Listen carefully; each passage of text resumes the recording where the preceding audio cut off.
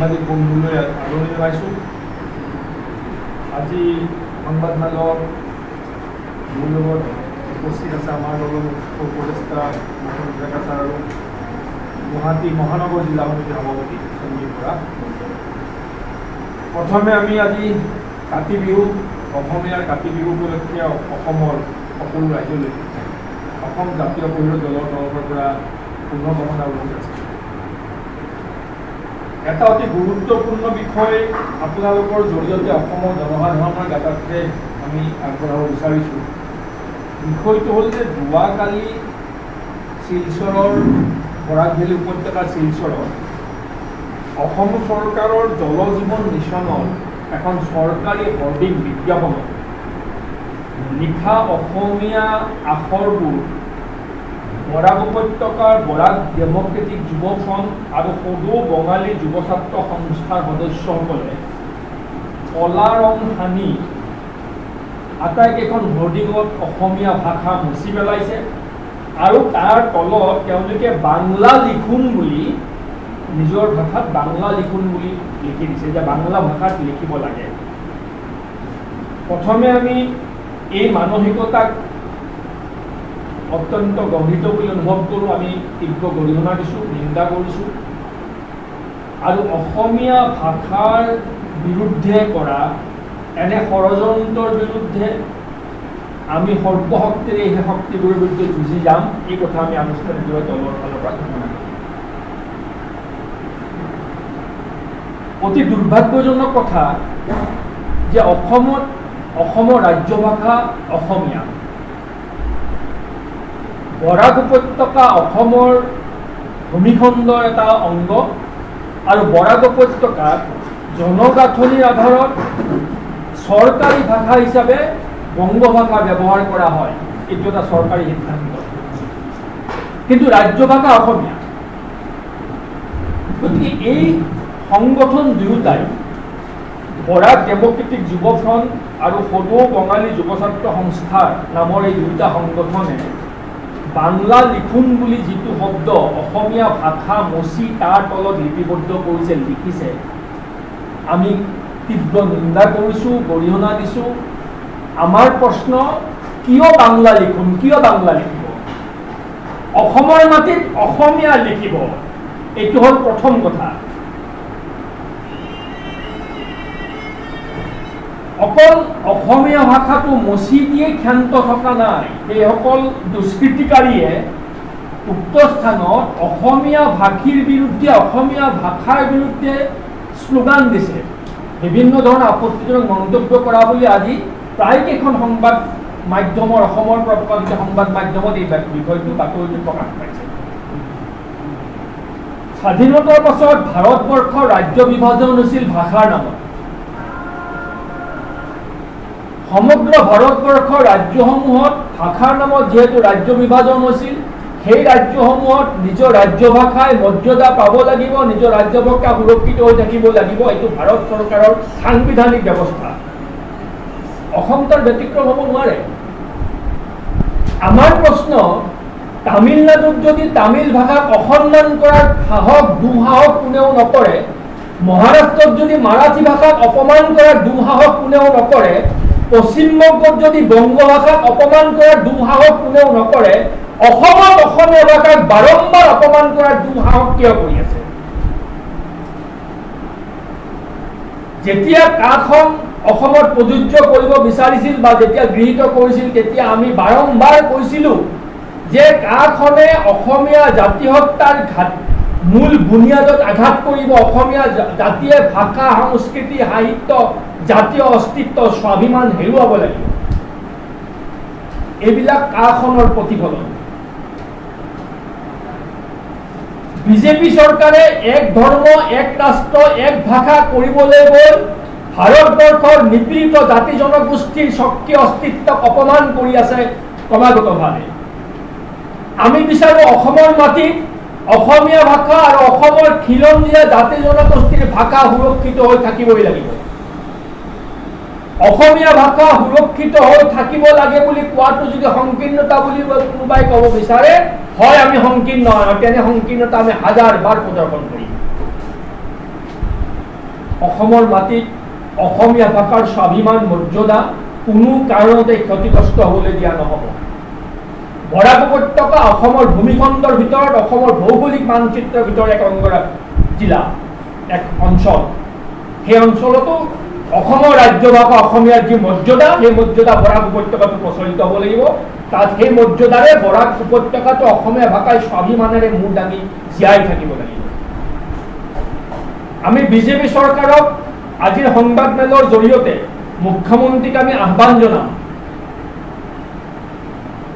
যিসকল দুষ্কৃতিকাৰীয়ে অসমীয়া ভাষা মচি পেলাইছে, অসমীয়া ভাষাৰ বিৰুদ্ধে সৰহ হৈ তাত শ্লোগান দিছে, বিভিন্ন ধৰণৰ আপত্তিজনক মন্তব্য কৰিছিল, সেই দুষ্কৃতিকাৰীসকলক তাৎক্ষণিকভাৱে গ্ৰেপ্তাৰ কৰাৰ ব্যৱস্থা গ্ৰহণ কৰিব লাগে। অসম জাতীয় পৰিষদৰ দলৰ তৰফৰ পৰা আমি ইতিমধ্যে এই দুষ্কৃতিকাৰীসকলৰ বিৰুদ্ধে আইনগত ব্যৱস্থা গ্ৰহণ কৰিবলৈ সিদ্ধান্ত গ্ৰহণ কৰিছোঁ আৰু আমি গুৱাহাটী থানাত, আৰক্ষী থানাত আমি মোকদ্দমা ৰুজু কৰিবলৈ সিদ্ধান্ত গ্ৰহণ কৰিছোঁ। আজি আমি সেই সম্পৰ্কত মোকদ্দমা ৰুজু কৰিম। আমি ৰাজ্যৰ গৃহ বিভাগৰ দায়িত্বত থকা মুখ্যমন্ত্ৰী হিমন্ত বিশ্ব শৰ্মা ডাঙৰীয়াক আমি আহ্বান জনাম মুকলিভাৱে যে আপোনাৰ যদি অসমীয়াৰ স্বাভিমান শৰীৰত আছে, এই দুষ্কৃতিকাৰীসকলক তাৎক্ষণিকভাৱে আইনগতভাৱে শাস্তিমূলক ব্যৱস্থা গ্ৰহণ কৰক, এইসকলক গ্ৰেপ্তাৰ কৰক আৰু ভৱিষ্যতলৈ অসমৰ ভৌগোলিক চাৰিসীমাত অসমীয়া মানুহৰ বিৰুদ্ধে, অসমীয়া ভাষাৰ বিৰুদ্ধে, অসমৰ খিলঞ্জীয়া জাতি জনগোষ্ঠীৰ স্বাভিমানৰ বিপক্ষে যাতে কোনো এটা শব্দ উল্লেখ কৰিব নোৱাৰে, সেইটো সুনিশ্চিত কৰিবলৈ চৰকাৰক আমি দাবী জনাইছোঁ। ভাৰতবৰ্ষৰ প্ৰতিখন ৰাজ্যৰ জনসাধাৰণৰ ভাৰতবৰ্ষৰ সকলোতে বিচৰণ কৰাৰ, সকলোতে মৰ্যাদা কৰে বসবাস কৰাৰ অধিকাৰ আছে, তাত কোনো সন্দেহ নাই। অসমৰ আজি ব্ৰহ্মপুত্ৰ উপত্যকাত বহু বংগভাষী বিদ্যালয় চলি আছে। আমি সন্মানজনকভাৱে তেওঁলোকৰ প্ৰতি আমাৰ সন্মান আছে, শ্ৰদ্ধা আছে। প্ৰতিটো ভাষাৰ প্ৰতি আমাৰ শ্ৰদ্ধা আছে, প্ৰতিটো জাতিৰ প্ৰতি আমাৰ শ্ৰদ্ধা আছে। ভাৰতবৰ্ষৰ সাংবিধানিক বিধি ব্যৱস্থা মতে ভাৰতবৰ্ষৰ ভূমিখণ্ডত প্ৰতিখন ৰাজ্যৰ জনসাধাৰণৰ সকলোতে মৰ্যাদা কৰে বসবাস কৰাৰ অধিকাৰ আছে। তাৰমানে এইটো নহয় যে আমাৰ ঘৰখনলৈ আহি আমাৰ ঘৰখনৰ স্বকীয় সত্তা আৰু মৰ্যাদা স্বাভিমানক কোনোবাই পদাঘাত কৰিব, সেইটো সহ্য কৰিব পৰা বিষয় নহয়। অসমৰ মানুহ ভাৰতবৰ্ষৰ বিভিন্ন প্ৰান্তত আছে, সন্মান সহকাৰে আছে, যিদৰে অসমত বিভিন্ন প্ৰান্তৰ মানুহ সন্মান সহকাৰে বসবাস কৰি আছে, তাত কোনো আপত্তি নাই। কিন্তু অসমৰ কোনো মানুহে ভাৰতবৰ্ষৰ অন্যান্য ৰাজ্যৰ সেইখন ৰাজ্যৰ স্বাভিমানক আঘাত কৰাৰ বাবে কেতিয়াও দুঃসাহস কৰা নাই। অসমৰ জনসাধাৰণে ভাৰতবৰ্ষৰ কোনো ৰাজ্যলৈ গৈ সেইখন ৰাজ্যৰ ৰাইজক পদাঘাত কৰি তাৰ ৰাজনৈতিক অধিকাৰ হস্তগত কৰা ষড়যন্ত্ৰত কেতিয়াও লিপ্ত হোৱা নাই। অসমৰ জনসাধাৰণে ভাৰতবৰ্ষৰ কোনো ৰাজ্যত গৈ সেইখন ৰাজ্যৰ ভাষা সংস্কৃতি বিনষ্ট কৰা ষড়যন্ত্ৰত লিপ্ত হোৱা নাই। যদি অসমৰ ৰাইজে ভাৰতৰ অন্যান্য ৰাজ্যত গৈ সেই কাম কৰা নাই, অসমত বাৰে বাৰে অসমীয়া জাতি হত্যাক অপমান কৰে অধিকাৰ তেওঁলোকক কোনে প্ৰদান কৰি আছে?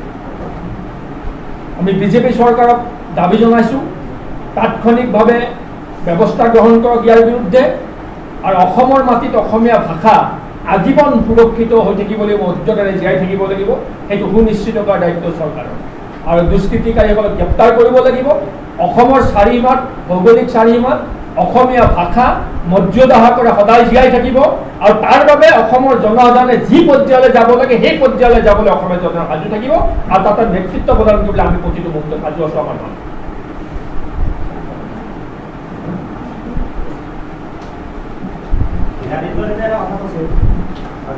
কি ক'লে?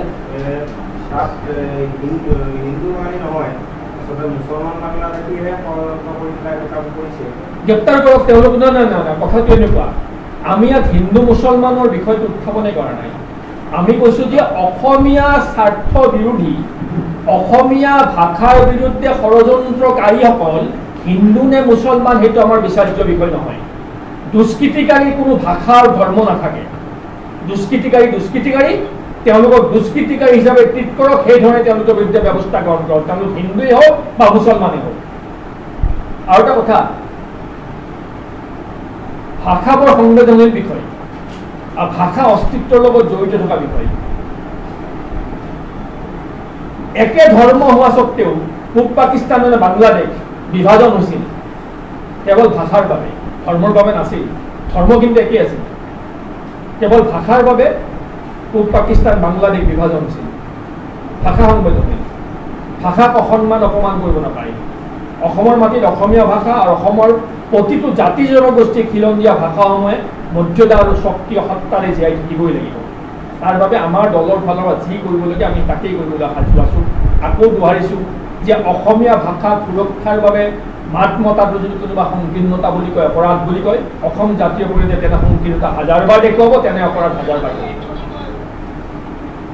নিৰ্বাচনত লৈ আপোনালোকৰ আজি একো নকওঁ আজি জাতিৰ ভাষাৰ সমস্যা হৈছে অসমীয়া জাতিৰ স্বাভিমানৰ আঘাত হৈছে গতিকে আজি অন্য কথা নকয় এইটো আটাইতকৈ গুৰুত্বপূৰ্ণ কথা নিৰ্বাচন আহিব নিৰ্বাচন যাব তেখেতসকলে যিসকলে আপোনাৰ জল জীৱন আঁচনিৰ যিটো কলা ৰং সানিলে অসমীয়া ভাষাত ভেৰি ইণ্টাৰেষ্টিং তেখেতসকলে অসমৰ সংবাদ মাধ্যমৰ আগতে মন্তব্য দিছে যে বৰাকত অসমীয়া ভাষা নহয় বেংগলী ভাষা হ'ব লাগিব আৰু আমাৰ অসম চৰকাৰৰ অসমীয়া ভাষা ব্যৱহাৰ এটা সঞ্চালকালয় আছে দিছপুৰত তেওঁলোকো মানে অসমীয়া বুলি ক'লেও ভুল নহয় আৰু এইটো ঘটনা প্ৰথম নহয় বিশেষকৈ অসম প্ৰান্তৰ বৰাক ভেলীত এই বিষয়টো দেখা যায় যে অসমীয়া ভাষাত তেওঁলোকে তুচ্ছ কৰি আহিছে আজিৰ এই সংবাদবিলাক এটা ৰাজ্যৰ মুখ্যমন্ত্ৰী যিহেতু বিভিন্ন দিশত তেখেতে বিভিন্ন পদক্ষেপ লৈ আহিছে সঠিক কিবা এটা আপোনালোকে তেখেতক পৰামৰ্শ দিব বিচাৰিছিল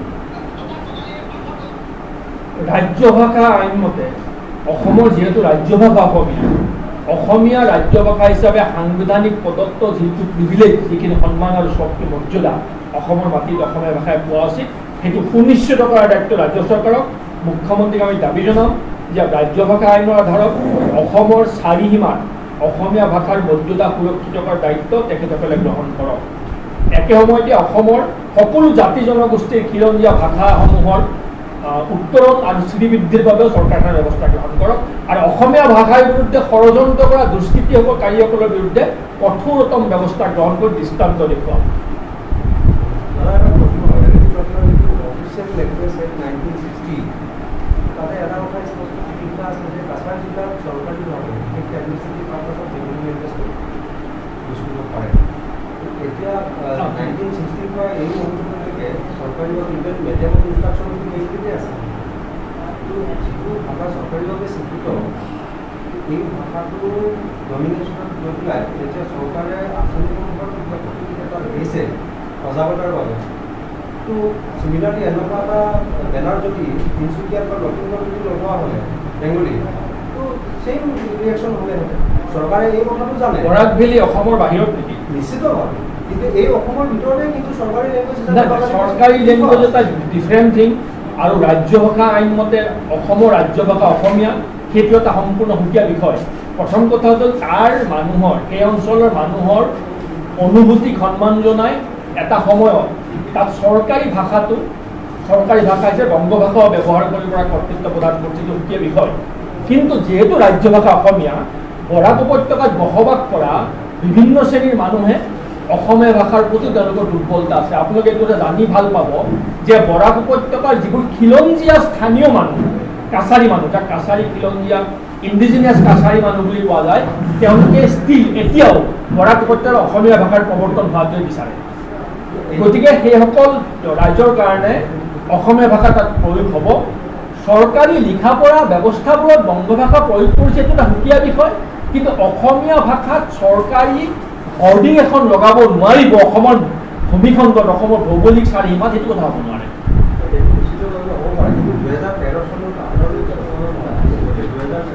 2013 চনত অসম চৰকাৰে যেতিয়া এটা চাৰ্কুলাৰ দিছিলে যে অসমীয়া ভাষা বিষয়ে বাধ্যতামূলক কৰিবৰ কাৰণে তাতে যিটো তীব্ৰ প্ৰতিবাদ হৈছিল সেই প্ৰতিবাদটো 11জন আন্দোলনকাৰী শ্বহীদ হৈছিলে মানে অসম চৰকাৰে শ্বহীদ বুলি ক'ব লাগিব আন্দোলনকাৰী মৃত্যু হৈছিলে যাৰ কাৰণে 2017 চনত এই চাৰ্কুলাৰটো অসম চৰকাৰে ঘূৰাই ল'বলগীয়া হৈছিল তাৰমানে অসমীয়া ভাষাটো যদি অসমীয়া ভৌগোলিকভাৱে মানে চাৰিসীমাটোৰ ভিতৰত অসমীয়া ভাষাৰ ওপৰত যিটো একেই কিন্তু বাঙালীবিলাকৰো থাকিব পৰা বেলেগ মিডিয়াম অফ ইনষ্ট্ৰাকশ্যন এটা বেলেগ বস্তু ৰাজ্য ভাষা এটা বেলেগ বস্তু সেইটো হ'ল মিডিয়াম অফ ইনষ্ট্ৰাকশ্যন চৰকাৰী ভাষা তাত চৰকাৰে নিজৰ লিখা পঢ়াবিলাকত বংগ ভাষা ব্যৱহাৰ কৰিব পাৰে তাত আপত্তি কৰিবলৈ কাৰণ নাই কিন্তু ৰাজ্য চৰকাৰৰ এখন চৰকাৰী হৰ্ডিং তাত অসমীয়া ভাষাত লিখিব নোৱাৰিব অসমৰ মাটিৰ ভিতৰত এইটো হ'ব পাৰে নেকি এইটোতো জনসাধাৰণে টেকনিকেলি বুজি পাব লাগিব